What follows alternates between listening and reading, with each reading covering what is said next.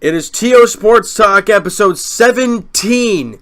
Yeah, I let Evan do the intro one time. And I screw it up. And he does it one. I mean, my goodness. But I'm your host, James Price, along with Evan Brown. And here we are. I mean, 2 podcasts in 4 days. Not used to it, but here we are. And lots of things to talk about today. Didn't really expect it, but here we are. Nothing really. But so for the Leafs, we're going to be going on about the 2018 draft. We're going to be seeing who the Leafs could potentially pick at 25. Draft's going to be happening on June 22nd. That's going to be on the Friday. I'm not too sure about the time. Yeah, it's probably like 7 or 8 o'clock. Something. So we'll definitely be discussing that. If they should trade down, if they should trade up, or if they should just keep the pick. So we're going to be talking about that. Yeah, and for the Raptors, I mean, as of right now, they don't have a pick. But we've heard some rumblings about the Raptors trying to get into the top 10. And now, will that happen? We'll get to that in a little bit. And you never know.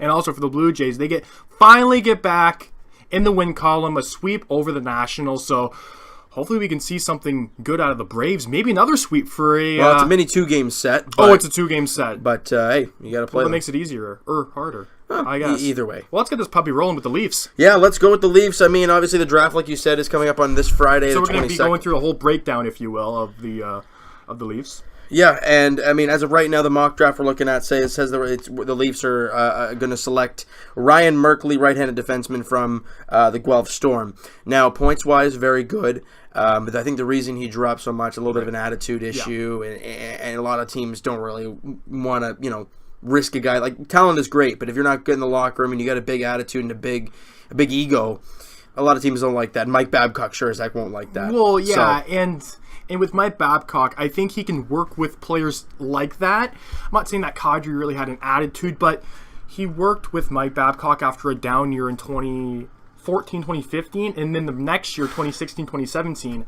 he came alive. 30 goals, so with Ryan Merkley, yes, it's a project, a right-handed defenseman, a little bit on the smaller side of things, but I would love to see him in the Leafs uniform coming Friday. Yeah, I would love it. And some other names, I guess, that we can look at and kind of speculate as guys that we could possibly go after. Somebody who's projected to go at 20, Bode Wild, right-handed defenseman out of the U.S. National Development Team. 6'2", right-handed defenseman. Condre Miller, he's a guy we've been talking about a little bit. He's a 6'3", left-handed defenseman. Or Bode or Bode Wild. Mm-hmm. I think it's Bode because there's no I or whatever in it. But Condre Miller, the left-handed defenseman, 6'3", out of the U.S. Under-18 team, the development team as well. He's an option. So what the Leafs need, my opinion, is a right-handed defenseman would be in a perfect world, yes. And there are about maybe, 3 or 4 going around the late 20s? There's a few. See, for me, I would love any defenseman, left or right preferably, but a left-handed defenseman wouldn't be a bad option at all, and a center. Yep. Besides Kadri and Matthews, we really don't have, and I guess Bozak technically, even in the Marlies, we don't have really a prospect center. And people are going to say Trevor Moore and Alton, and they're good. They're wingers. Moore and Alton are center. Alton are a center, but I don't think Moore. I think Moore's a winger. Whether he is, okay, well, Alton. It went Alton and I think Greening, Gauthier. I mean, those guys are they really that like blue chip, like first, second rounders? Bracco, they actually drafted as a center, but they had him as a winger. Well, speaking of Jeremy Bracco, and it's something I wanted to get to, there was talks a little bit with Kyle Dubas about, he's obviously not going to reveal a whole lot right now. No. Obviously, learning from Lou Lamoriello a little too much at that point, but it's a good thing, there were talks, what the Leafs did back when they had the Marner draft, and they had the late first-round pick, and they decided to trade down and get 2 second-round picks. Those 2 second-round picks turned out to be Jeremy Bracco and Leaf favorite, Travis Dermott. Oh, Travis Dermott, right.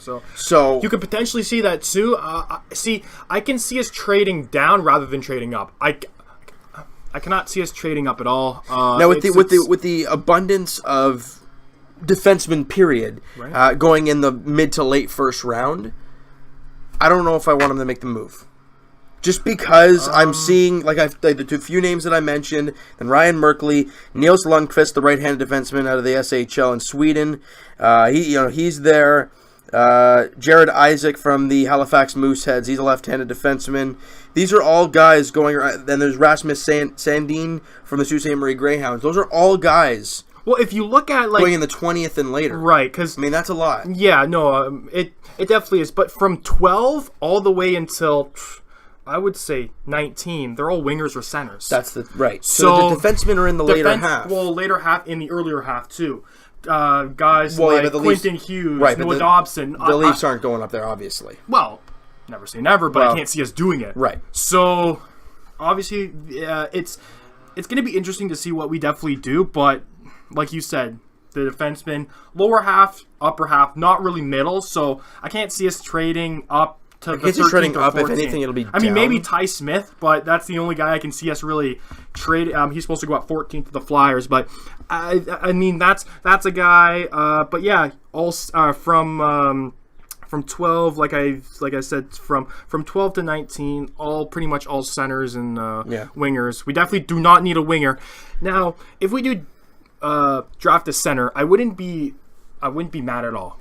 We don't have any centers in the farm system. Yeah, I don't know really about farm system because that's players we drafted that could be still in Sweden or Europe, whatever. But as of right now, there's nothing really there in the Marlies. And Frederic Gauthier, guys, I don't think he's really going to be turning out to be anything special. He hasn't really not even an panned out NHLer too much. I mean, when he's got the NHL time, he's shown okay flashes. He's slow though. That's the problem. In the NHL now, he's tough. Yes, he has okay hands, but his skating's not good at all. The NHL now is speed. It's skating, and you see why Roman Polak is better not be a Leaf this year. No. After coming off, I mean, he's okay in the playoffs, but, he broke his leg a couple times, and he was slow without the broken leg, and he's even slower with healed up, right? So he's not. No, he's not. That's the problem. Speed is a virtue, and a guy like Ryan Merkley, I know attitude issues, but you know what? You get him into a situation with Mike Babcock. He'll hammer him into place. And the thing is that when we're 17 years old, we all have an attitude issue. Like especially with a guy who maybe think he has a chip on his shoulder. He's coming off a great year with the Guelph Storm, so that can possibly be the reason why he maybe. And he's a right-handed defenseman, which is nice to see. So maybe the points gets to his head a little bit, but that being said, like we've said, he could potentially be a top 4 defenseman. The NHL brass, the Leafs management will hammer him in hard. And they will not let him get off track. And if they don't, if it doesn't end up working out, it's a hit or miss. When I would say past the 15th or 16th pick in the first round, it's pretty much. Some people drop a hit or pretty miss, hard, right? When you usually see top 10 prospects being developed, right? Well, yeah, because I mean, when you get the top 10, you kind of have an expectation for them. Anybody after you're once like, you get past 13, 14, they could be this, or but they could also be really bad. Right. So you don't really know what you're going to get. You look at a guy like Carter Ashton. I know he was a really late first round pick to Tampa Bay, but he never scored an NHL goal. No. And he played, right? I mean, he played quite a bit with the Leafs. He probably played one full season, like combined. Yeah, with the Leafs, right? And he never scored a goal. So that tells you right there, first round picks don't Hunter always. Shinkaruk, right? You can go on. Montreal drafted a few guys. McCarron doesn't even look like he's going to be in a full time.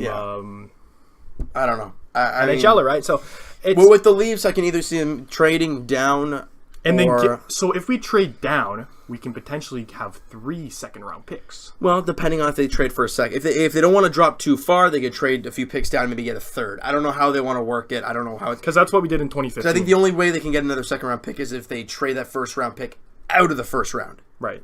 But at 25, I could see it because I don't think that we would trade down. Well, with these 2-3 defensemen spots. sitting here, I don't know. I don't know if I want to miss on them. Personally, though, stay at 25. I could see us. And I kind of like the looks of Ryan Merkley. Well, I don't know. I know. We don't really know him, so we've just heard that he had his attitude issues. We don't know him from Jack. Neil Lundqvist is obviously another guy. Yeah, me and you talked about. He's playing in an all-men's league. Let me just go to his stats quickly here. But you look at the from 20 to 31, right? You have 1, 2, 3, 4, 5, 6 out of the 11 from 20 to 31. 6 out of the 11, over half. Is defenseman. Now, this Neil Lundqvist guy. Nils Lundqvist, yes, he was playing in the Luda HF for the Swedish Hockey League, the SHL. Lula in the SHL? Okay. Yes. And in 28 games, 5 points. For a 17-year-old, not be bad seeing him in Leaf jersey at all, too. Now, I don't know if that's the high... I'm pretty sure it's the second highest league in Sweden. So the SHL is a pretty good league. And for 17 years I think the Swedish Elite League is the highest. Yeah. And then it goes to Swedish Hockey League. I think Par Lindbom, I think he actually played in the same league as that. He did. And he was a point per game at 26, 27 years old. So I don't know. There's many options out there. There are options. I mean, you have the point getter in Ryan Merkley in the OHL. You have the guy playing in the Swedish league. Right. You have the two guys in the U.S. Development League. It's very interesting. I don't know what we're going to see come draft day. Now, question for you. If we do draft at 25, who would you want to see go to the Leafs? That's so tough. I mean, I can pick out things from these guys, and I'm like, this is what I like about him. And this is what I not like about it. Yeah. Right. Bode Wild, I mean, he's a right-handed defenseman, and he's 6'2". That's obviously something I look at, and I'm like, And it always depends who's at 25. Exactly. Exactly. Some of these guys might not even be there. Condre Miller, yeah, he's a left-handed defenseman, but he is 6'3", 205 already. Right. So he's a pretty big dude already. Ryan Merkley, obviously the skill set and the points in the OHL, you always want to look at that and say that's very, very nice looking. The thing about the OHL is that they can't jump from the Marlies right away. Unless you're Mitch Marner. But yes.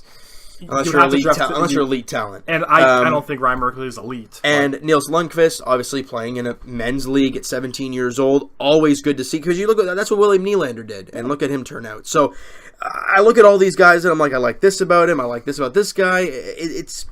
I wouldn't be upset with any not to take Ryan Merkley if he's available at 25. Now, you were talking about possibly drafting a center. And that being an option for this team. Akil Thomas out of the Niagara Ice Dogs. Ty Dellandrea. Or Dellandrea. Yeah, on the Flint Firebirds. Akil Thomas on the Niagara Ice Dogs. Jake Wise out of the U.S. Development League. Those three guys are in under the 20, right? So, bottom line, you have 6 defensemen and 3 centers. That's 9 players out of the 11 are centers and defensemen. Right. And then so it's exactly what you want to see. And you could see maybe somebody that was supposed to go in the, I don't know, maybe 10 to 15 range that drops to 25, like Joe Veleno. I'm not saying that that he would drop to 25, but we saw about, I think it was Gabe Velarde a couple years back. He dropped hard. He was supposed to go 4th or 5th. He dropped till, 11th or 12th? It happens every year. There's always one guy.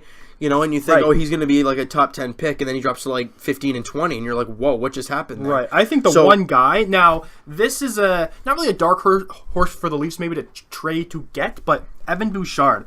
I think that's a guy he'd be great. Now, well, the one thing that the scouts are saying about him is that his skating is very slow. Now, that is a problem. That's a danger issue because as a defenseman, that's not what you want to see. We've seen our fair share of slow defensemen.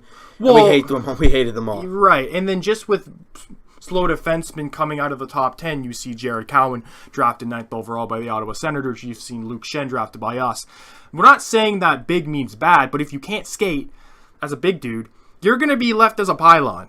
Right. For forwards, especially dealing with... And that's why you look at a guy like Ryan Merkley. I don't really know anybody else, to be honest. I haven't really seen any video on all these other guys.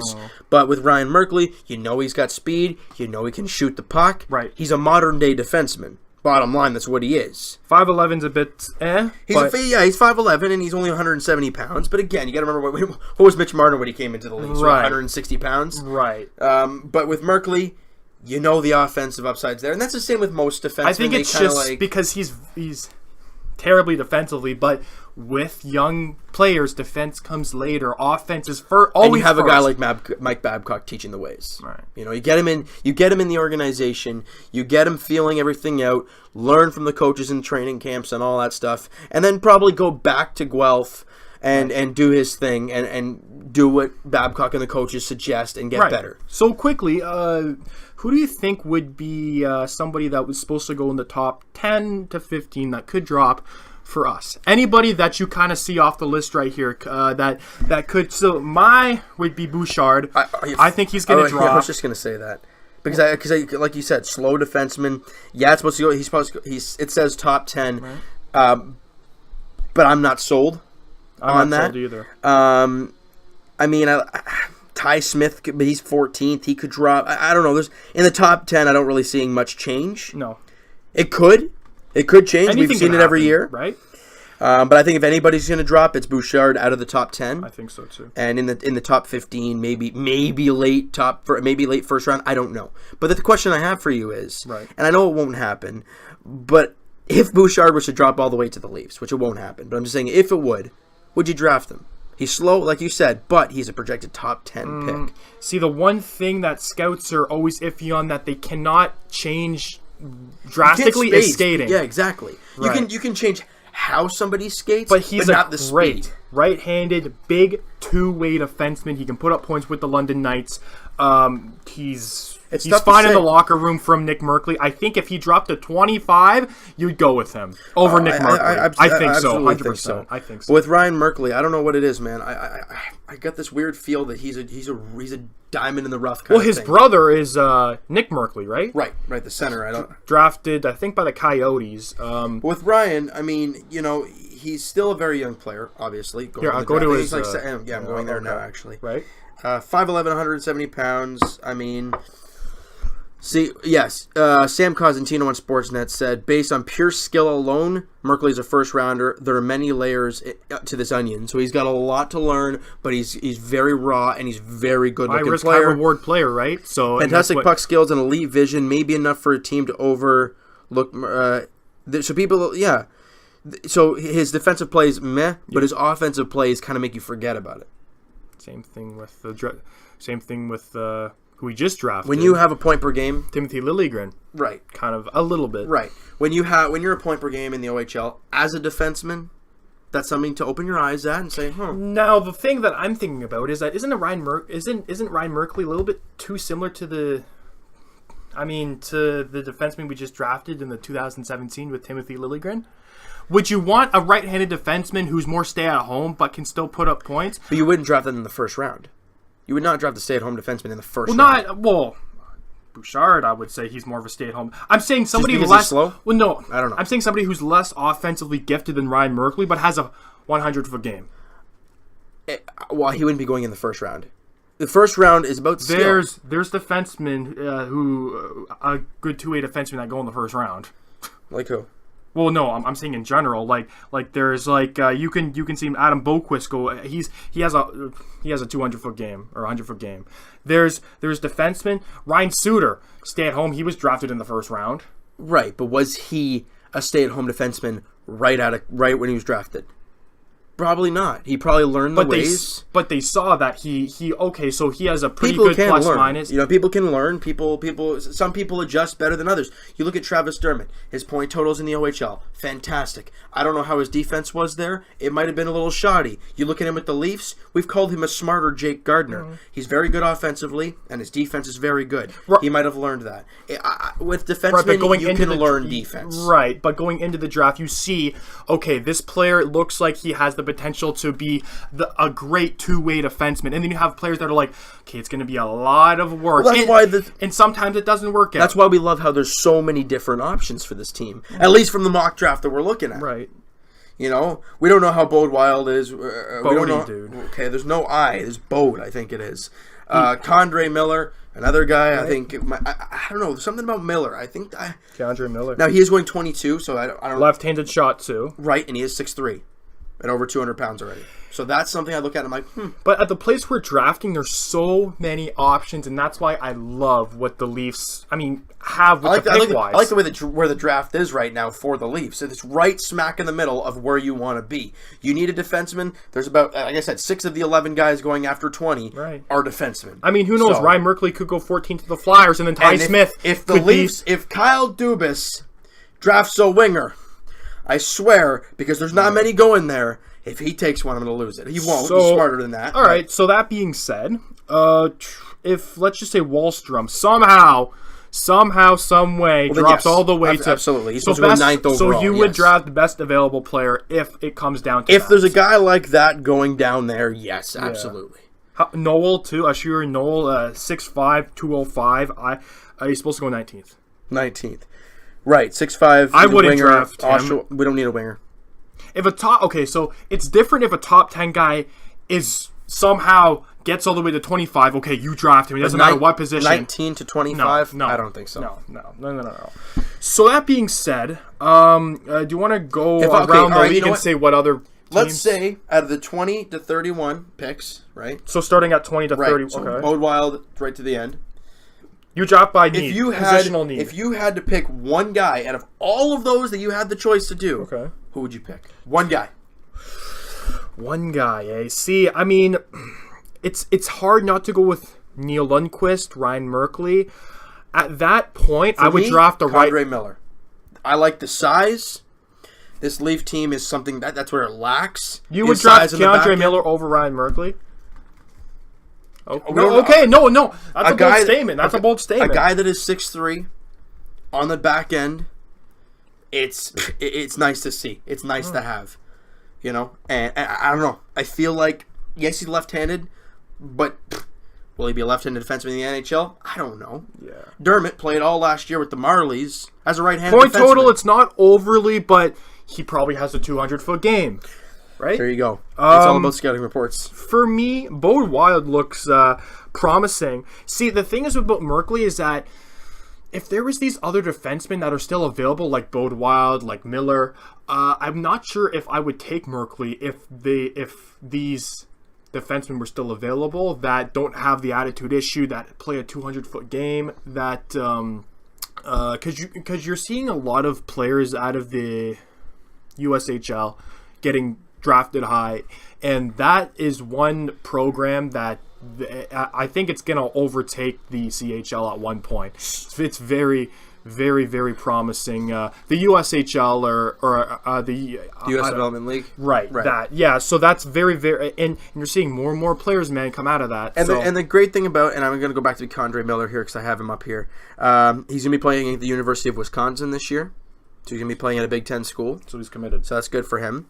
Sam Cosentino says that the upside is too much to ignore when you consider the skies, the skating ability, and the athleticism. See, now that's always scary for somebody that could join the Marlies but decide to go to a school. With Keandre Miller, he was just converted as a defenseman a couple of years ago. He was a forward. So he's odd. He's prone to the odd, like Jake Gardner. Poor decision here. Because Jake Gardner played, I think it was forward in college. These are just scouting things, right? And I mean, it's hard to say really what these guys are going to be, but I don't know. There's a lot of guys around the area where I think that we should, really look into. Right.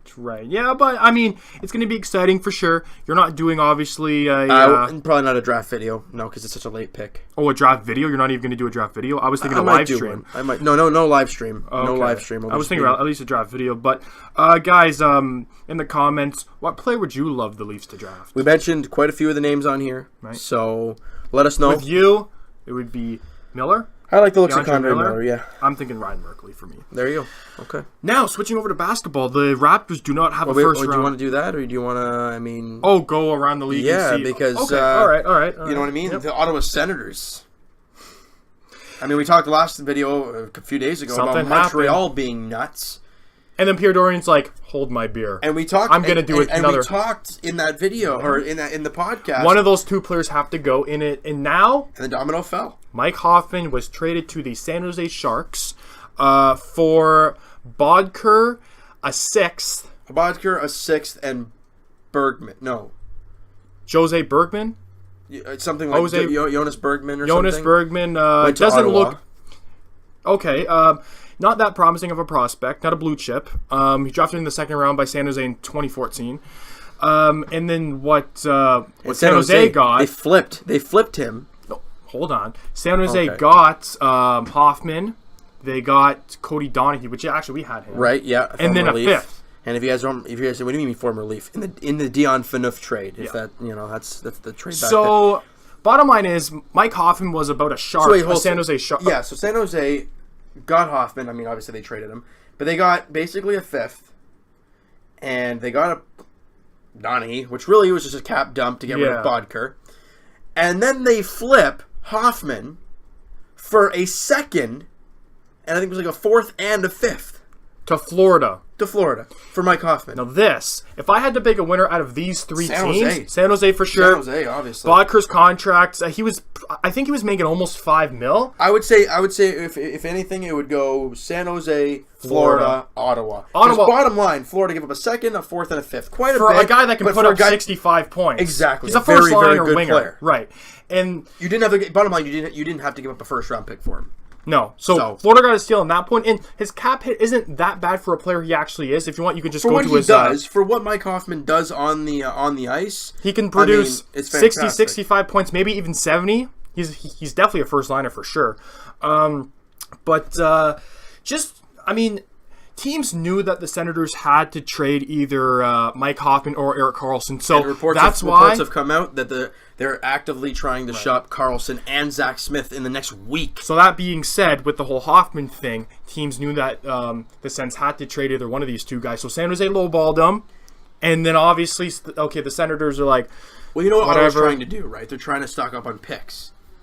They didn't really. They're probably trying to move Karlsson. They gave up a 5th for a 6th. Well, I know. I'm just trying to say with Karlsson, trying to move Karlsson, you're going to want some picks back. Right. So that being said, with the whole Erik Karlsson with Mike Hoffman, scenario, he's a 56 points, 61, 59, 48. I mean, those are his NHL numbers. But you look at probably the thing Florida wants the most, goal scoring. His worst year was last year. He had 22 goals, 26, 29, worst. And 27. So he's a sniper. He's been a very, very good player for that team. With Barkov and I don't know who else. You could say Huberdeau as well. Huberdeau, which is the playmaker. So there you go. Great move for Florida. Great move for San Jose. And Ottawa, I mean, I'm not saying it's a bad move for the Sens, but they had to have traded Hoffman. And with they didn't really get anything back. With this accusation out, obviously teams are going to lowball the Senators for Mike Hoffman. And they did that. So great move, I think, for all teams. Ottawa got shafted, but you were expecting it. No matter what, no matter if or who was getting traded, Karlsson or Mike Hoffman. And this isn't you the knew end. One was going to get lowballed, right? And that was Hoffman, hard. And this isn't the end because I can see Erik Karlsson also getting lowballed too. Yeah, because they're so desperate of trading him. And Zach Smith. I mean, I see them keeping Mike Stone out of Mark Stone. Thank you. Out of the forwards. Yeah, well, I don't think there's been any reports about him going. So it's going to be interesting on draft day because. Now, guys, remember, the Colorado Avalanche have Ottawa's first rounder for next year, and that could potentially be Jack Hughes. Right, so bottom line, Ottawa is going to be going through a rebuild mode without a first-round pick next year. Now, they have to be on the phone with Joe Sakic telling him, what can we do to get that pick back? If I were the Ottawa Senators, I would give up anything. Well, with moving Karlsson, you need a first next year. You have to, no matter who you need that first. You need your own first that Colorado has. So I don't think they're going to budge. No, I don't think so either. But I don't think so. If I were Ottawa, I would give up potentially 2 or even 3 firsts. Well, I don't know. Since they're going Ottawa or Colorado. Why would no? Why would Ottawa trade their picks? Well, yeah. I mean, you could see. Now, wouldn't this be funny if you traded Karlsson for that pick?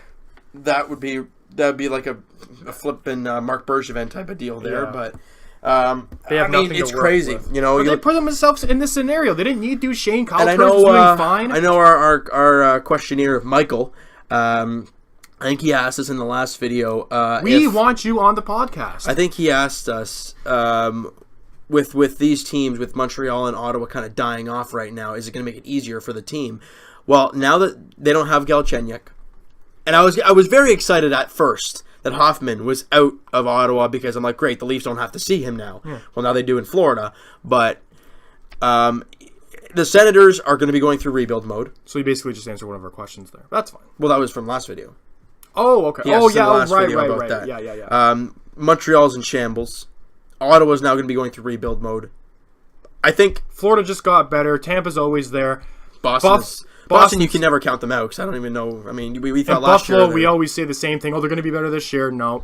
Well, I mean, with Rasmus Dahlin, they're going to be... finally a first overall pick for Buffalo. Finally. That's a franchise defenseman. Yeah, he's going to be a stud. Left-handed defenseman, great speed, great shot. It's going to be one heck of a player. And with Risto? Oh, yeah, that's a great 1-2 punch. There you go. It's a great 1-2 punch. Yeah. I think we're going to move to the Raptors and basketball. Yeah. As the NBA draft. And the Raptors do not have a first. But breaking news. Well, now, was this? So this was yesterday or today? I think it was either last night or early today. Now the Raptors are targeting somebody that's supposed to go in the top 10. They were targeting to move into the top 10 to draft. Oh boy, where's his name now? I gotta find that here. He's in the top 10. Where's he? Okay. Shea Gilius, I think is his name. Gilius Alexander. From Toronto. 6'6" Canadian. 6'6" shooting guard from Kentucky. He's only 19 years old. Oh, he's a shooting guard. I thought he was a point guard. Well, I thought it was shooting guard, but it says here it's a shooting guard. Okay. But it's projected to go 11 here. But the Raptors, they want to make a move. They want to make sure they get this guy. But that means you're going to have to pay a price. And what is that price? Now, there was talks we heard about Lowry. Yes, we heard about Lowry. There was talks about him either going to the Knicks, which have the 7th? The 9th. The Knicks or the Cavs. Potentially, I could see more the Cavs, because the Cavs want to win now and they want to keep LeBron. Yeah. That would be an interesting one. Lowry going to the Cavs? Oh, I don't think Raptor fans would like that a whole lot. Whether you like Lowry or not, if he goes to Cleveland. But see, the one problem is that pick 6 till what? Picks 6? So I just got an update, actually. The Raptors are gauging trade interest in Norman Powell.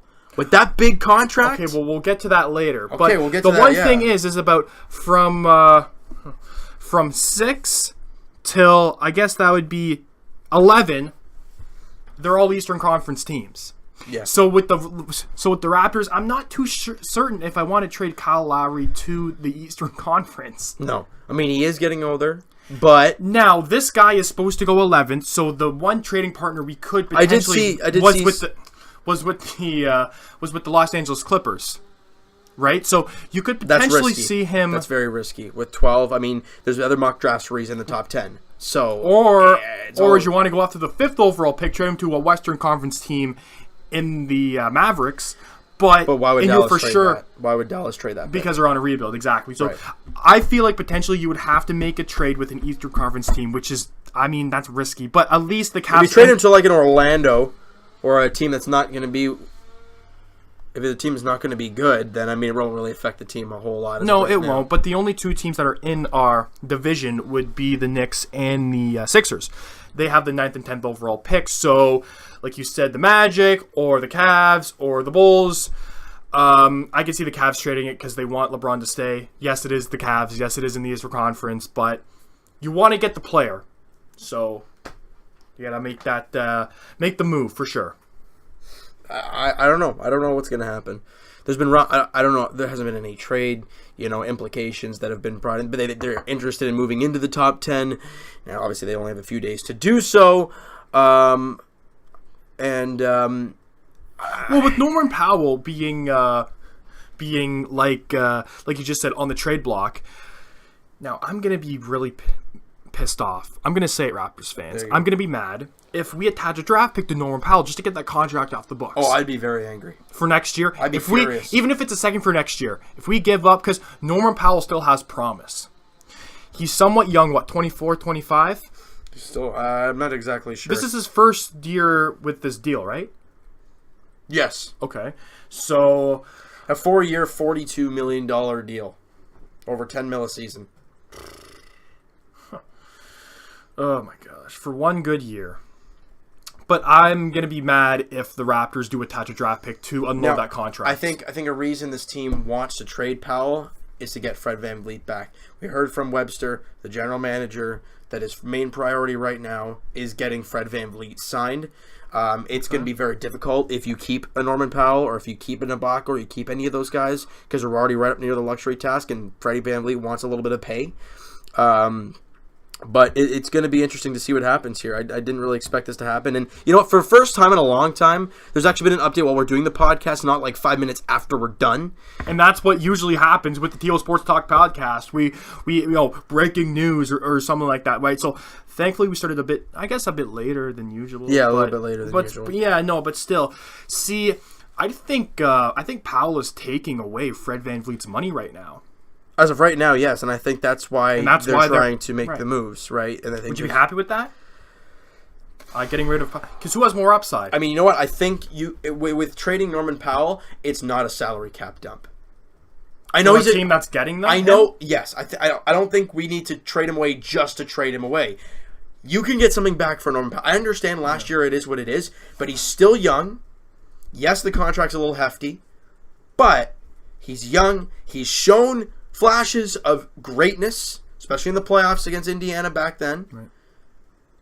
You can get something back for Powell. What that be? I don't know. Who knows? Maybe they're trying to go after that pick using Norman Powell as a chip. I don't know. But see, if you were a team that was looking at Norman Powell, you would be like, he's making a lot of money. He had one good year. He signed. He has big money, big term. He had one good year. He had a down year last year. You really think a team's going to want him? team... See, I think that a team has, like... I think Masai Ujiri is actively shopping Norman Powell. I don't think anybody's calling about Norman Powell, any teams. We heard he's gauging interest. People are interested. And to hear what we're I mean, maybe about. Masai is throwing him out there, or teams could be it's like... not just Masai, it's Webster as well. The GM as well. Because Masai stepped down, I think. Or whatever. you could see teams calling, be like, "Hey, Masai, I'm looking at that Powell guy. What do you want for him?" It's just something like that. But I mean, I can't see that happening. I think Masai is actively shopping him, but that's just my opinion. To be completely honest with you, I'm still scared about letting Powell go, just because we've seen what he can do. And then he had one bad year, and we're like, get him out of here. And I'm a little nervous about that. If it comes down to it, depending on what happens. So if it comes down to it, would you rather trade Norman Powell, sign Fred VanVleet? No, I'm not saying Norman Powell's money or term length, or would you rather not sign Fred VanVleet, keep Norman Powell? Who has more upside? That's what I'm trying to ask you. I think it's so tough to say, because with Norman Powell, you saw the one good year, and then he had a bad year. Yeah. Fred VanVleet, you've seen a good year. What's he got next? Is he going to give you another good year, or is he going to turn into a Norman Powell? Yeah. It's so hard to say, because they were both like Freddie. I love what Freddie did. Steady Freddie was fantastic all year. In the playoffs, he was hurt, and Casey kept him out there, which shocked me all the time. But can he do that next year? I don't know. Same thing with Powell, right? Because with Norman Powell, we had the same thing, and we signed him to a big deal thinking he would be even better than he was in his first year. Now, I understand what Webster and Masai are... Webster's the assistant GM? I think he is the GM. I think Masai is the president and assistant GM or something like that. I know Masai doesn't make the actual thing. We just think of Masai as the guy. I thought he was, to be honest. Well, yeah. That's news to me. I think it was like last year he stepped down, or he got a promotion to president Webster, or something. And then... I think it goes through Masai, though. Oh, I think it for sure. I mean, that's what we think, right? We always think of Masai as the guy. Yeah. But... I mean, I think if the return for Norman Powell is great enough, I think, why not? Right, no, for sure. But, I mean, what is that return? If teams are calling about Norman Powell, what could be a mock trade? Well, I mean... It's definitely not a first rounder. Well, I mean, I don't know. Could it be a player we got for Bruno Caboclo? That Malcal guy? Malachi Richardson? It better not be. For trading Norman Powell, I don't want a guy like that. Look, he's never going to play. Richardson's never going to play. I do not want a guy like that. I'm sorry. I want something back for Norman Powell if they're trading something. I know you want to get rid of the cap. That's nice. But trading Damari Carroll and trading Norman Powell are totally different darn things. Now, would you be, mad if we did trade Powell to, I don't know, a Western Conference team for just a second back, but we don't have to retain any salary. The salary's off our books, but we do get a pick. I'd be pretty angry. Really? Look, second round pick is nice, but you just traded a guy who you paid a lot of money for. That's more of a cap dump. That's more of a cap dump. Exactly, and I don't want that, because you look at what happened with Damari Carroll. They're totally different players. Well, Damari Carroll was about 30 years of age, 31 when he was traded. But it was the other way around, where we had to attach our own first to get rid of him. I'm not saying that we attached a draft pick to Powell. We get a draft pick in return for Powell. Well, I know it's nothing, but I mean, really, what has he done from that first year? He has confidence. Did he get the time? No, but when he did get the time, he was. It's hard though. Shooting bricks. It's hard for a spot player. It is to go in there and you have to look at and Casey was an idiot at times. Mm-hmm. In a fourth quarter in a tight game, Norman Powell has not seen the floor all game, and with fourth quarter, about 8 minutes to play, he hits the floor. Are you nuts? Yeah. The guy hasn't touched the floor all game. Why are you putting him out there in a big situation? But in that big situation... Right, but when you haven't played all game and all these other guys are running around sweating their butt off all game, and they're all feeling great, you come in ice cold, and you're expected to shut down guys? Come on. Now, going into free agency, I can't see the Raptors actually keeping both Fred VanVleet and or Norman Powell. One of them have to go. Unless you move Serge Ibaka. That's the only way those two will stay. That's how tight we are with the cap right now. Yeah. Jeez. Yeah, because you got Lowry making a boatload. Yeah. You have DeMar making a boatload. Ibaka, JV making a boatload. Norman Powell making a boatload. Yeah. And you really got nothing else. No. So now, obviously, the Raptors were interested in that one guy we were talking about, Alexander, Canadian, right? And obviously, if there's another guy, and obviously he's a shooting guard. That's what Norman Powell is. So that's an interesting one there. If you want to look at that. Now, if there's another guy that's kind of on your radar, I'm gonna say I can't see us trading into the top 10. I think other than getting that guy. I think 13th overall, Miles Bridges, 6'7" small forwards, power forward, Michigan State. I don't know. School, right? Yeah. And obviously, I don't know. I like the looks of the guy. Now, it says here 13th. I don't think he'll go that late. I think he's going to be Is he a freshman? And he's a sophomore. Okay. But I don't know. I feel like he's going to be a really special player. Will he? I don't know. I mean, I can't tell. But so with the Raptors going through somewhat of a rebuild, a retool, if you will, I can't see us not trading into the top. I'm going to say the 15? Latest... Yeah, 15 to mid 15. 15. Well, no, I'm gonna say we could end up trading the 15 to 6. I can't see us trading into the top 5. No, 6 to 15. I would be surprised if the Raptors don't make a move. I'm sorry, a late first is nice, but you want something that can help you now. Yeah, and with a guy like Bridges, a guy like Michael Porter, who's supposed to be going to the Magic at 6, like you said, Wendell Carter, Trae Young, Kevin Knox. Mikal Bridges from Villanova. I don't know if they're... I think they might actually... We don't know if they're related or not, but... Alexander, obviously, the one that they're interested in. Colin Sexton from Alabama. Lonnie Walker and Robert Williams. Those are the top 15. From 6 to 15. So there are options. There are guys there that I'm like, that's a nice one. Right. And same thing about the Leafs. Would you draft by positional need? Would you draft by... The big difference, the Leafs actually have a pick to work with. We're just speculating, but it looks like, Raptor fans, it looks like that we are going to get a first or a second, a pick for this year, because Masai has to make something, or Webster, or whoever has to make something. Make a move, if you will. Yep. Right, so this is all speculation. We don't, right now, as we're filming this podcast, or recording, we don't have a pick at all. No trades made. Nothing. It's all speculation, but the draft is in 2 days. It's on Thursday. Will you be making, if the Raptors do late first, would you make a video for that? Oh, yeah. I think if it went the Leafs draft and I think the Raptors draft, I think I'm going to do a video for both. Oh, in the same... No. Different videos. Yeah, no, different videos for sure. Right, different videos for sure. Speculation's one thing, but realistic is another. Gotta get it done. And we gotta get it done. When I'm hearing gauging interest, that's like when we're hearing with the Leafs and we're hearing the Blue Jays, the Blue Jays are interested in this player, or the Leafs are interested in this player. So am I. I'm interested in Erik Karlsson. So is every other team. Right. So I wouldn't say this is breaking news, to be quite honest with you, but it's interesting. It's something kind of like raise your eyebrows, like, oh. So something is actually happening here with Norman Powell a little bit. It's going to be interesting because anybody is on the trade block right now for the Raptors. Yeah, we heard Lowry. Lowry, DeRozan, anybody. JV. I'm kind of glad. And I think, it's going to be a very interesting... I'm touching your mug because it's going to fall on the computer, and we both know how that would go. It's going to be a very interesting next, 3-4 days for Toronto sports. With the Raptors possibly making a move to get into the draft, and the Leafs either looking at the draft period for the Leafs, and it's going to be interesting. It's going to be nuts. It's going to be crazy, but it's going to be a lot of fun. It's always fun this time of year.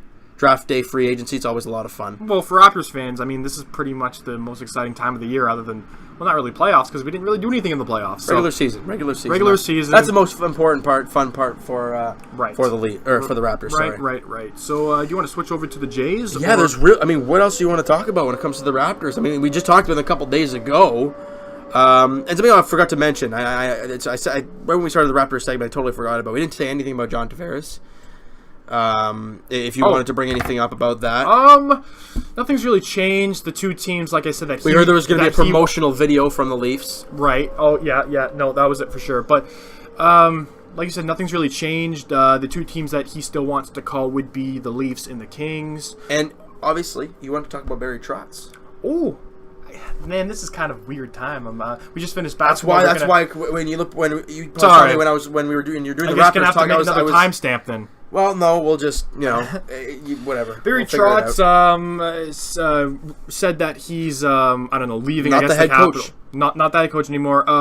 I can see why he did it, because going into the playoffs, the GM wasn't certain on re-signing Trotz. He said, "Oh, whatever happens in the playoffs will decide his future." Right? Yep. Obviously, they won the cup.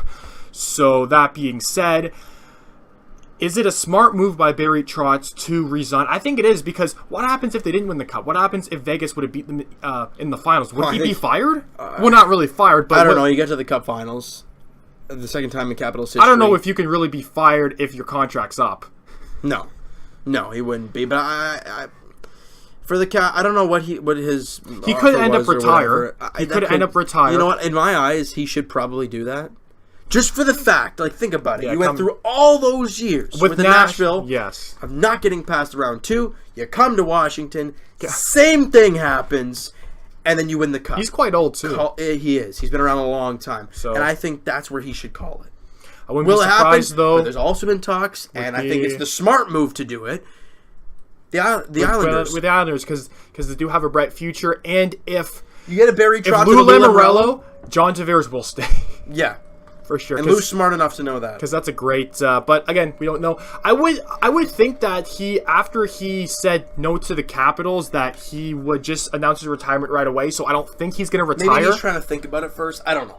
Only time will tell when it comes to a little Barry surprised, Trotz. But at the same time, I can see why he did it. Because Trotz is like, oh, now you want to re-sign me after I won the cup with you. Not going to happen. And the crazy thing is... Because he is a good coach. You know... Yeah... We all talk about, Tavares. We talk about it on a weekly basis. July 1st is a couple weeks away. It's almost a week and a half. Just under 2 weeks away.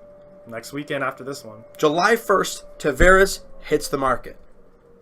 Now, will he... My personal opinion, and I'm going to still live by it, he will not sign with the Islanders. Because you're telling me that in a span of just over a week and a half, Lou's going to go out and sign a head coach and sign their biggest player in the history of not the history of the Islanders, but as of right now, I mean, that's a lot to do in a week and a half. Well, see, the thing is about that is that if they do end up signing a coach, whether that be Alain Vigneault, whether that be Barry Trotz, whoever, John Tavares doesn't have to sign before July 1st. He can wait and then go back with them afterwards. He can say to Lou Lamoriello, I am going to be re-signing with you guys. I just want to wait. I just want to see the market, see what's up. And then on July 1st, he can re-sign with the Islanders. So it doesn't have to be before July 1st. But July 1st is when other teams can start talking to him, obviously. And talking to him, making offers, that kind of stuff. And just with what Montreal has done with the whole winger thing and center thing, they're going to go hard after Tavares. You can even see potentially $13 million. That's where I think with Tavares, I'm thinking to myself, okay, well, usually the Leafs wouldn't have a play on players like this because they don't really... No. I mean, when was the last big free agent that the Leafs actually went after? You know what I mean? With the David Leafs, Clarkson? With him, let's not talk about that. No. But with the Leafs possibly making a huge pitch to Tavares, being a Toronto boy, grown up in the city, playing for the Toronto Marlboros. And you mentioned something. Actually, I think I mentioned it to you about the Leafs actually... what was it? Doing video. Promotion video in some sort of they're gonna have something on the actual ACC ice, like a video or something. But I mean, see, that's hilarious. In my opinion, that's the same thing we did for Stamkos. Is this funny? Does this remind you of the LeBron pitch from Philly? Putting the banners up outside. Joel Embiid was all about it, though. Of course he would be. It's LeBron James. Of course he is. No, but it's a little different because he is from Mississauga. But don't. Now, I'm saying he stays on Long Island, even without a certain coach. There are coaches out there. That's what I'm saying. Even if they don't sign a coach before they sign Tavares, I think that there are coaches out there that could be a better fit than Doug Weight. Right. So I think he's going to stay on Long Island. No, you're saying that he's going to leave. Now, what team do you think he's going to go to? Because... This is we're doing one more podcast before free agent. So if you don't say you don't know. I know it's hard. I know it's definitely hard. I think he's going to come to the Leafs. I'm going to say the bold statement. Oh my god. Think about it. I mean, the dominoes are lining up. They didn't make a promotional video for Steven Stamkos. Yes, they did.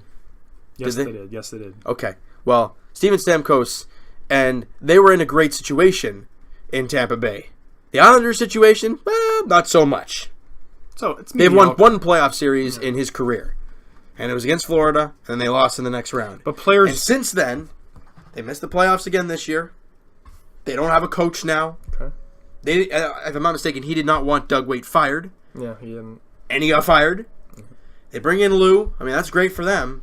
They still don't have a coach, and it's a week and a half away from free agency. Now, do you think? And the Leafs have the money to pay him. I mentioned that to you, and you're like, "Oh no!" A couple podcasts ago, right? Because then we looked at the free agency chart and what we're losing. All that money is gone. You have the money to sign him. So you think it's going to be the Leafs? I think so. Okay. I really do believe that John Tavares is. You're fanboying it hard right now. I'm trying not to. I mean, part of me is, but then part of me is thinking, logically, what's the best thing for him? Yeah. This Leaf team is, I wouldn't say close to a cup, but they're they're forming into a cup contender. I think we are close to a cup. I'd say we're forming into a cup contender. Okay. All right.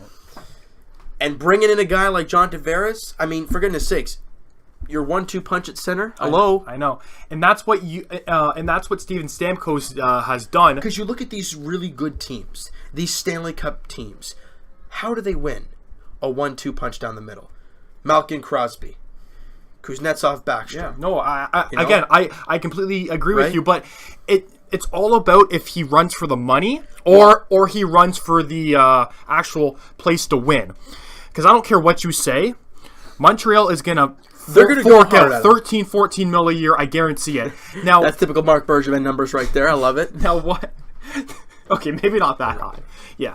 Now what Steven Stamkos did was, on the market, he was worth probably 10, 11 mil. Oh, yeah. He signed for 8.8 with Tampa Bay. Yeah. Because he wanted to stay, because he wanted to win, and he helped build that team since 2008. Now, John Tavares, hockey players love staying with the team. They helped the build. He's been with Long Island for his whole career, but really haven't done anything. But with this new but what I'm saying is that he will stay is with this new GM. John Tavares is like, okay, well, we have a GM that's established that helped build the Leafs. Have a coach now. But there are coaches out there. I could see if there was it's a week away, a week and a half away, and you still don't have a coach. Well, there are coaches out there, so there's no rush to sign a coach because there's coaches out there. And I think the Islanders are the only team that doesn't have a head coach at this time. I know, but I'm saying the dominoes aren't really lining up for the Islanders. Really? Okay. Oh, see, again, I have my opinion. You have yours. But you think he's going to go to the Leafs. I think he's going to stay on Long Island. So only time will tell. But it is interesting. It is very interesting. Interesting. So, how about the ballpark? Let's go to the ballpark after that Tavares talk. Blue Jays, they sweep away the Nationals. And I look at the Jays' last 10 games, and I'm like, wow, 7-3. That's pretty darn good. They've been really playing some good ball. Well, I mean, you swept Baltimore in 4, you got down to Tampa, you got swept by 3, and then you come home and sweep a team. I wouldn't say that's really of a streak. No. That's more or less just this Blue Jays team. So you're saying that they're playing harder, obviously. They look like they're trying. At least in the 3 against Washington, you saw them actually run. You saw them actually make plays. Yeah. You saw them work their tail off every game. And in Tampa, they just didn't look like they wanted to be there. I mean, arguably so. I know people don't want to be down there. So this was in Toronto, right? This was at home. Yeah, I was down there for the last game. The finale, which was a nuts game, back and forth, 15-13 in hits. Well, you said that they threw out, who was it, BG? No, it was... oh, God. Okay, yeah, I got to rant on that in a little bit. We'll get to that in a second. Well, no, do it now. Okay. Because I got to get some water. Yeah, you do that. Jays fans, we know we hate Joe Biagini, all right? We know we don't like seeing Joe on the mound. Right, for right reasons. He struggles a lot. And when he doesn't give up runs, he barely hangs on. But Gibby, I'm going to say a little message from every single Blue Jay fan available known to man, and I don't think any Blue Jay fan will argue with me. Dear Gibby, stop using Joe Biagini in one-run games or tied ball games. Please. Because it never works out. P.S. Stop it. Just quit it. Yours truly, every Blue Jay fan in Canada. That's all I needed to say. Jeez, are you done, or do you want to rant? That was like me with the Mike Woodson scenario. Oh yeah, but you went on longer. I just needed to say a little bit there because I'm just tired of it. So because every time he goes out there, everyone thinks, "Oh no, here we go," and every time he screws up. Yeah. It's not like you say that and then he does a good job and you're like, "Oh, okay." I don't remember the last time he threw one good inning in that game on Sunday. Okay, right. And then Gibby's like, all right, Joe, get out there for a second inning. I'm not sure why. And he gave up 2 doubles, and gave up a run, or I think it was two of the Jays were up 5-3 at the time. His 2 runs, it's a tie game. My question to why you do that? My question to you is that why does Gibbons love Joe Biagini so much? Maybe he gave him a present for me. I mean, present for Christmas or something. But for me, he's got all the form of being a great pitcher. He's big. He's tall. Is it the pressure? He's got a good fastball. You've got everything you need. Is it the pressure? I don't know what it is. It could be the pressure of these late game scenarios. Like, we don't... But he's not even coming in late. He's coming in the 6th inning, 5th inning, and he's screwing up there too. It's like, I don't know. Yeah. Like you say, he's not coming in the 9th, or he's not coming... Oh, if he came out there, I'd leave. I'd go home at that point. Because you know what's going to happen at that one. But it's just... every Jays fan pulls their hair out whenever we see him go out there. When I was there on Sunday, I thought to myself, all right, clean slate, I'm here. Let's see a good job, Joe. Nope. No. I bet you were I bet you were letting him have it. Oh, it's just like I think everybody was. Because when we heard Joe Biagini, everyone's like, oh, no. Oh, here we go. He's a great guy. He's a funny guy. He's very sarcastic. It doesn't matter if he's funny. It really doesn't. It really doesn't. It doesn't. And that's why I love a guy like Solarte, because he's all energetic, happy-go-lucky guy, but he backs it up with great baseball. Right. So, I don't know. For this team, they showed fight against the Nationals. And that's saying something. And they swept. Look. It's not like you were facing the Rays when they have no starters, because they didn't, and they still swept us. You were facing Gio Gonzalez, a guy who has an under 3 ERA. Yeah. At this point, he could be an all-star at this point in the year. Max Scherzer has Cy Young numbers. Like you say, Tanner Roark is a very good pitcher. Yeah. And you beat all 3 of them. Now, it's not playing down your competition, because we've seen that we swept Baltimore. Mm-hmm. And we didn't play down to their competition, because if we would do that, then we would have lost. Tampa Bay, what happened there? Every time I think the Blue Jays record, the last I don't know. Is it in Tropicana Field? Yeah, the Blue Jays record down at Tropicana Field over the last, I don't know how many years it is. I saw the stats, like 33-66. Like, it is awful. Yeah, this team cannot win there for their life. I don't know if it's just the atmosphere sucks because you're in Florida and you got a closed dome that can't open. Maybe it's the AstroTurf? Honestly, I have no clue. Okay. The place is just crap. And then you can hear Buddy chirping in left field. Like, you can hear him echoing through the stadium. And then you sweep the Nats, who is probably one of the better teams. Because we talked about it on the podcast, maybe not last podcast, but we talked about how this stretch is going to be almost suicide. Of course it is. Well, no, you have the Astros. Who else do you have? The Angels, the Astros, the Braves, and then you play the Nationals. So we're like, man, this team will be lucky to win a couple of games here and there. They sweep the Nationals. And they face... If they come out against Atlanta today and they beat them, I'll be scratching my head. Like, I don't know what's going on with this team. Well, back and forth kind of thing. We would probably be swept by the Braves this coming right, and then you'll probably play the Astros and sweep them, right? That's just the way it'll be. And you'll come home to play the Detroit Tigers and then just suck, right? So you can't put your finger on what this team... Okay. No. And that's saying something, ladies and gentlemen, because James has been watching baseball for a long time, and he can't even put his... No, because you see, like, one day you see an 8... Oh, okay, perfect example. Today, Jaime Garcia's on the mound today. I think two starts ago, or is it 3 starts? I don't know what it is now. He threw ridiculously good. He threw 7 innings of 3-hit ball. He only gave up 1 run. He was great. The next inning, he couldn't get out of the second. And then in the next game, he goes like, 6 2/3, or at least 6 innings, and he does a great job. What the heck are we going to see today? I got no idea. What do you say? He's facing his former team, so that might be a problem.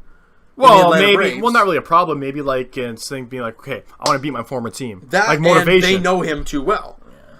So this team What's is your all prediction? Over the place. I have honestly, I usually have a prediction when it comes to things that the Blue Jays can do because with the team they're facing.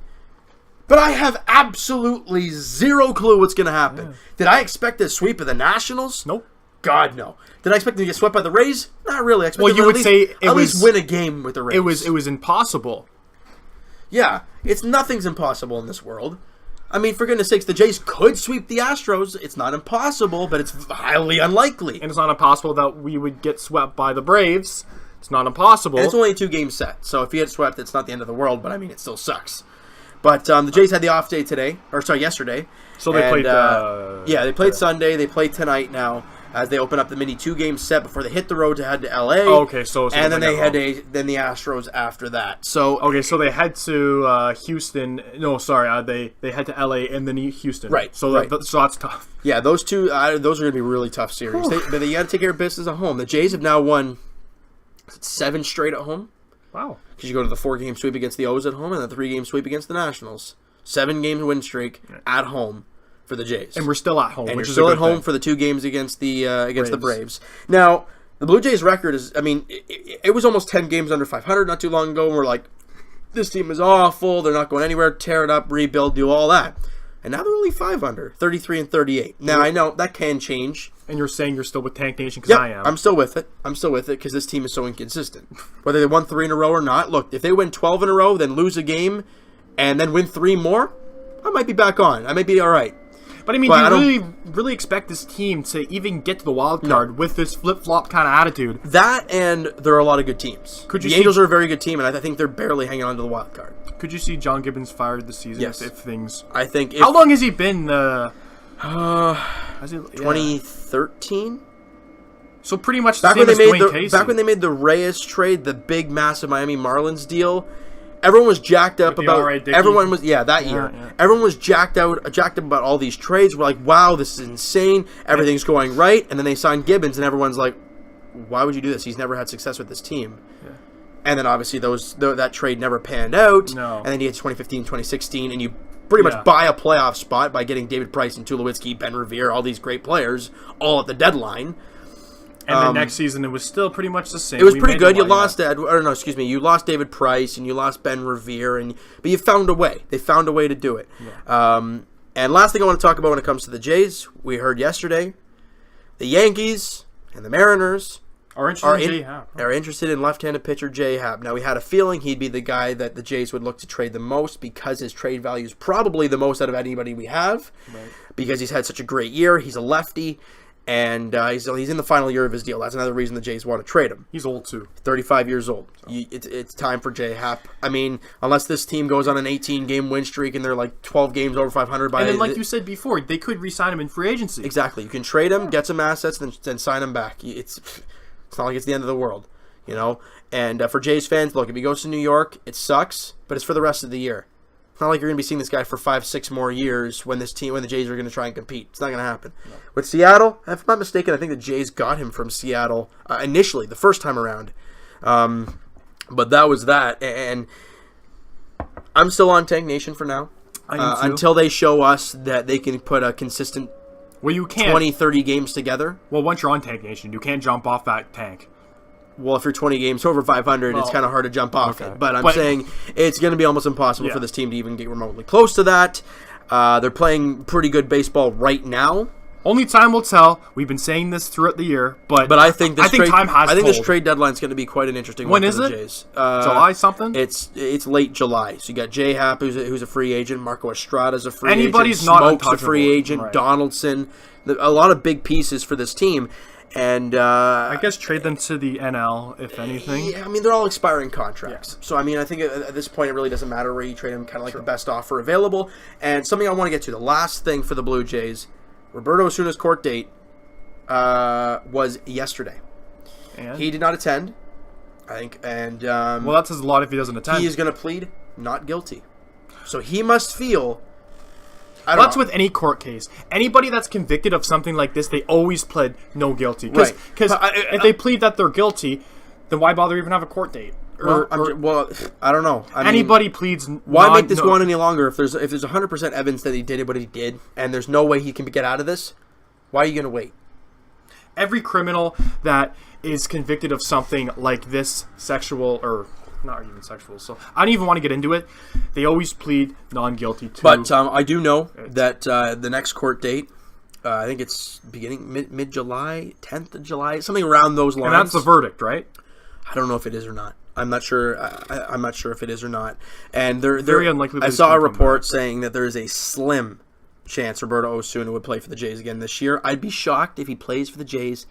Period. Yeah, I think so too. Because it says a lot about our staff if we do bring him back. I wouldn't say that, because back when Yunel Escobar wrote those slurs underneath his eyes, he got traded pretty quick. It was different.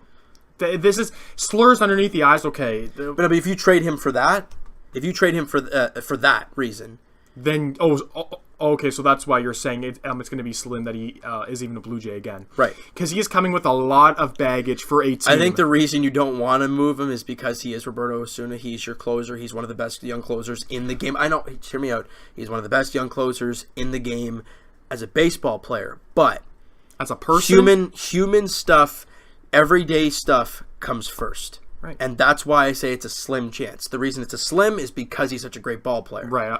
All-star. He's an all-star. Yeah, and you don't want to have to move him. Would you? I don't want to be in that situation. I'd hate to be Ross Atkins and Mark Shapiro with the situation going on. Because as a Jays fan, he's a great player. As a Jays fan, we know what Roberto Osuna has gone through in his past, and we know how he is a ball player. But this was a stupid mistake in his part. Whether he did it or not, it was alleged, and he must have done something, because we wouldn't be in this situation if he didn't do anything. Well, I think Jays fans have to look past the whole baseball factor. Well, you have to. That's why I say slim, because look, life comes first. Yeah. And this happened, and I think, and this is so cowardly. So look, I love Roberto Osuna, but this is too much. Yeah. This is. I agree with you 100%. 100%. I don't know. It's going to be very interesting to tell. Right. I think his administrative leave got extended, obviously, because it'll obviously be extended at least till the next court date. Yeah. So that was depressing. But I had to mention that. I know. Bring it up. Question. So Michael, again, he's here again.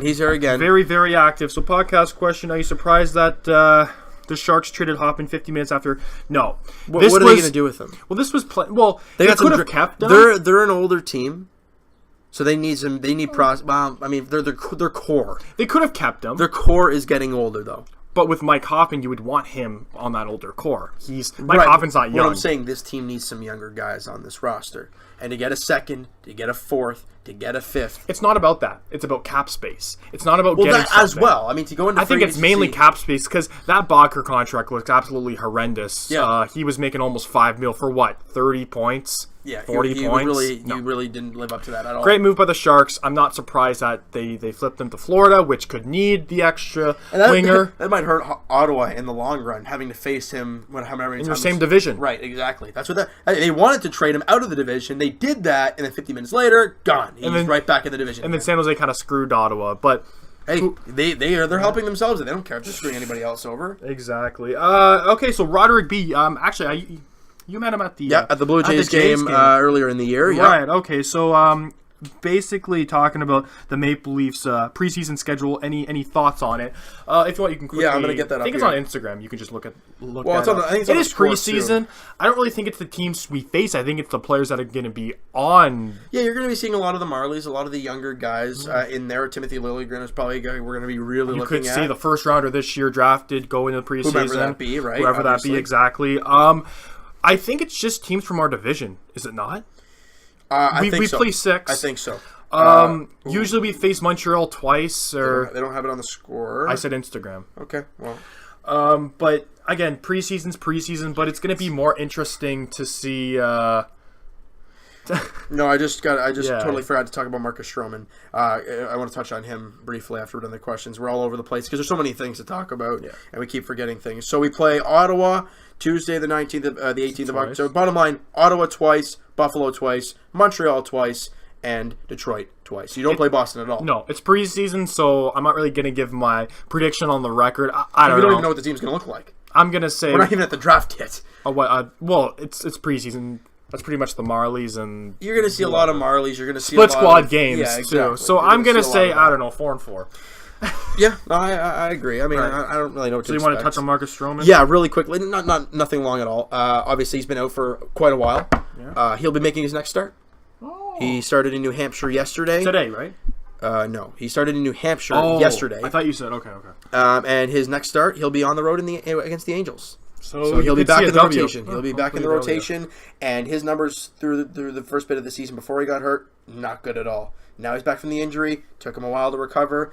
I'm hoping he's 100%, and he goes out there and does Marcus Stroman things. And we see what he can produce for sure. Definitely. And that's going to be happening. I think it's on the weekend, so that's going to be good to see him back out there. All right, so I think that's just going to wrap this baby up. Thanks, guys, for listening. Episode 17. Yeah, Sorry. 17. Sorry. But there we go. 2 podcasts in 4 days. Again, a little bit hectic schedule with me and James, whatnot. But next week...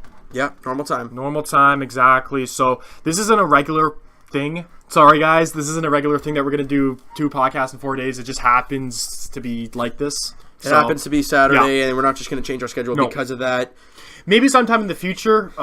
Maybe if we do have a future in this whole...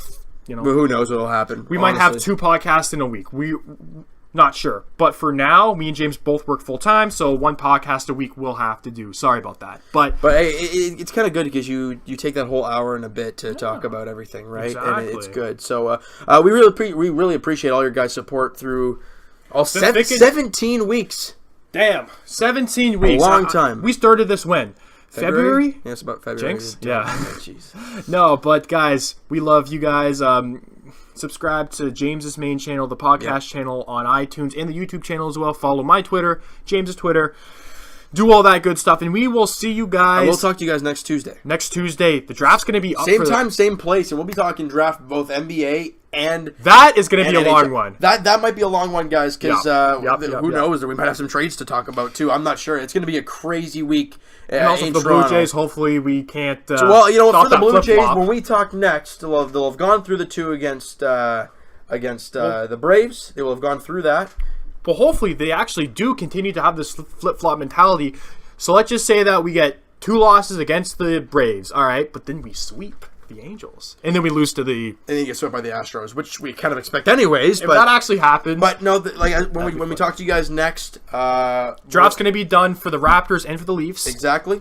And the Jays will be done their 2-game set against the Braves. They'll be done the weekend set against the Angels. And I'm not sure if they play on the Monday, but if they do, that'll be game 1 of the Astros done. So it's a 3-game set. It'll be a lot of things to talk about Jays edition as well. We'll kind of be able to get to see what's going on with that team. So it's a 3-game stretch versus the Astros and for the Angels. It's correct. 3 games? Yeah. Okay. And then there's 2 against, or I think it's 3 against the Astros. I'm pretty sure it's 3. Okay. For the Angels, it's 3, and the Braves, it's 2. I know that for a fact. But, hey, you never know.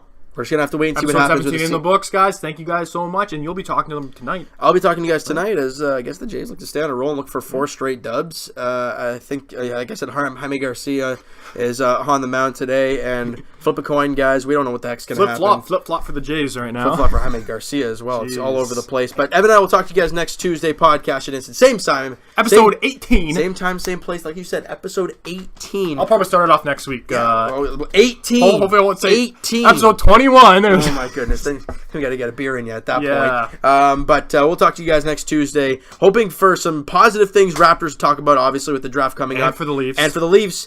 Hoping for either a center or a defenseman. And for the Jays, just hoping for some positives to talk about. Yeah. Maybe some healthy Vladdy Jr. talk. I don't know. Maybe there's going to be an update this week. Or Bo, maybe he can start swinging a little better. We'll have to find out. Yeah. We'll talk to you guys then. Peace.